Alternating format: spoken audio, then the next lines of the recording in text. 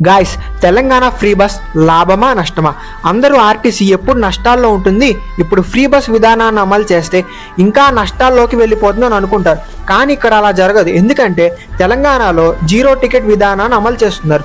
ఒకరోజు ఎన్ని జీరో టికెట్లు వచ్చాయో ప్రతి టికెట్కి ప్రభుత్వం రియంబర్స్మెంట్ చేస్తుంది. ఇప్పుడు ఆడవాళ్ళు ఇంకా ఎక్కువగా ప్రయాణం చేస్తున్నారు కాబట్టి నష్టం రాకపోగా ఆర్టీసీకి ఇంకా లాభం ఎక్కువగా వస్తుంది. ఎప్పుడైతే ఆర్టీసీ బస్సుల్లో ఎక్కువగా ట్రావెల్ చేస్తారో అప్పుడు బస్ స్టాండ్లో షాప్స్ ఎక్కువ అవుతాయి, చిరు వ్యాపారులు ఎక్కువ అవుతారు, గవర్నమెంట్కి ఆటోమేటిక్గా ట్యాక్స్ పెరుగుతుంది. ఒక ఫ్యాక్టరీలో వర్కర్గా చేస్తున్న మహిళ తన ఇంటి నుంచి 30 కిలోమీటర్ల దూరంలో బస్సులో వెళ్తే తనకు వచ్చే 12,000 జీతంలో 3,000 అయిపోతాయి అనుకున్న ప్రతి మహిళ ముందుకు వస్తుంది. చదువు అయిపోయిన ట్రైనింగ్ నేర్చుకోవాల్సిన ప్రతి మధ్యతరగతి అమ్మాయి ముందుకు వస్తుంది.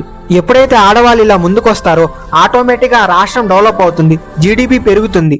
ఇంకా నష్టం విషయంకి వస్తే ఆటో నడుపుకునే వాళ్ళు చాలా ఇబ్బందులు పడతారు. అలాగే ఆటో ఛార్జెస్ కూడా పెరిగిపోతాయి.